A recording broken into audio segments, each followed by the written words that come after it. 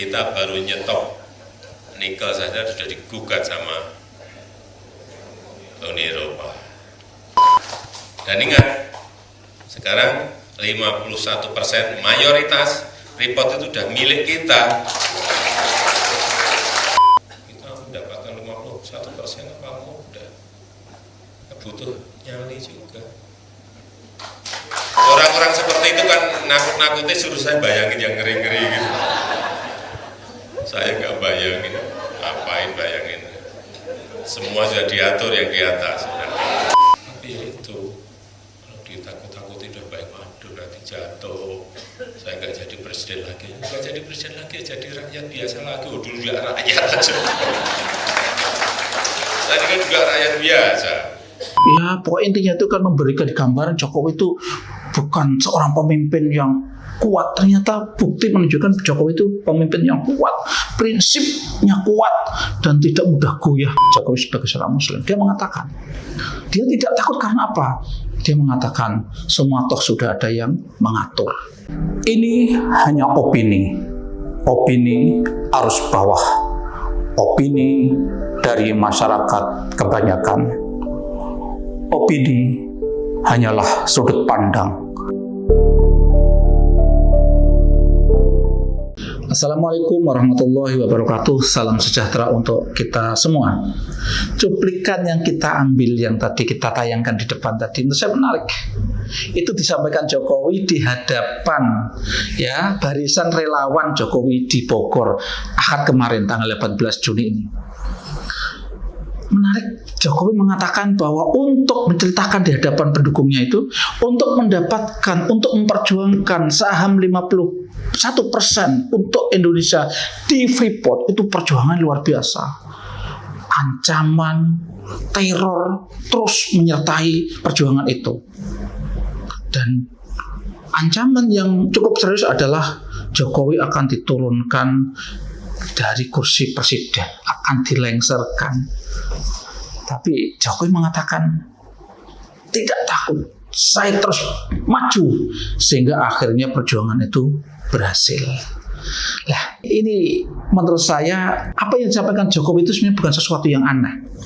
Kita sebagai rakyat di Republik ini kan sudah merasakan kepemimpinan Jokowi dari jadi wali kota di Solo, menjadi gubernur DKI sampai presiden. Kita memang menyaksikan Jokowi itu orang yang cukup berani. Dulu ketika jadi wali kota Solo, dia kan cukup pernah konflik dengan gubernur pada waktu itu kalau nggak salah Bibit Waluyo, mempersoalkan gedung tua yang akan dibongkar, Jokowi pertahankan. Dan berani pada waktu itu berkonfrontasi atau berbeda pendapat dengan gubernur yang notabene atasannya.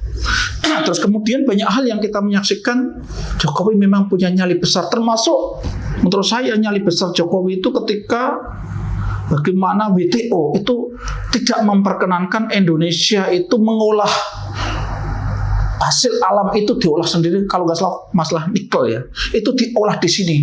Itu kan ditentang oleh negara-negara Eropa dan Jokowi ternyata berani melawan itu. Ini nyali-nyali besar yang dimiliki Jokowi. Termasuk kan ketika Jokowi ingin berkontribusi dalam mendamaikan Ukraina dan Rusia, itu Jokowi kan berani langsung datang di medan konflik. Ini bukti-bukti nyali yang memang dimiliki oleh Jokowi.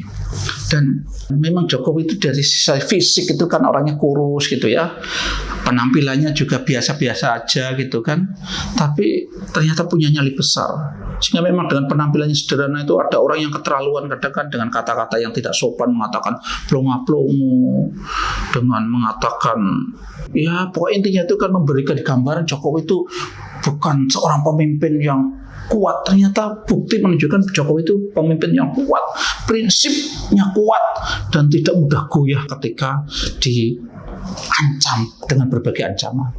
Dan yang menarik menurut saya ini untuk kita melihat bagaimana ukuran kualitas seseorang sebagai umat beragama. Jokowi sebagai seorang Muslim, dia mengatakan dia tidak takut karena apa?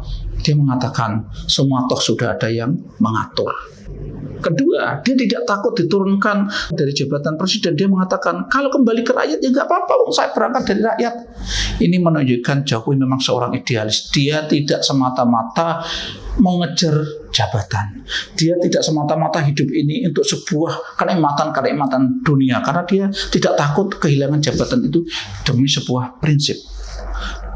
Ya. Kalau di dalam Islam, itu orang yang berani dan tidak ada rasa takut kecuali hanya Allah, itu kategorinya itu orang yang secara spiritual itu tinggi. Bahkan itu ciri-ciri seorang waliullah ya seperti itu. Saya tidak bermaksud mengatakan Jokowi kategori waliullah. Saya bukan orang yang layak untuk mengatakan itu ya. Tapi artinya Jokowi memiliki karakter kriteria yang memiliki itu. Jokowi memang berani. Dan ketika di Indonesia ini bertahun-tahun diganggu oleh orang-orang yang berpikiran radikal, suka sekali membuat demo, suka sekali membuat huru-hara di Jakarta dengan berbagai ancaman, Jokowi tetap berani menghadapi itu.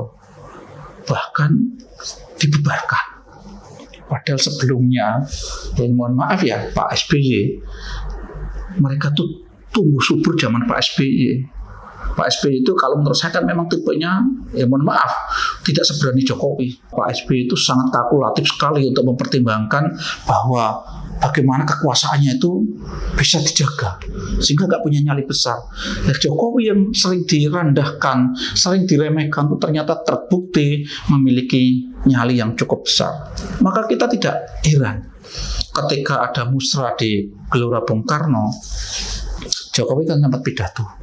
Dia mengatakan bahwa nanti penerus dia, pengganti dia sebagai Presiden Republik Indonesia itu harus orang yang punya nyali besar, orang yang berani. Tentu berani ya dalam konteks ini bukan berani ngawur ya, tapi berani dengan kalkulasi yang matang. Tapi intinya punya nyali besar, punya keberanian untuk mempertahankan prinsip.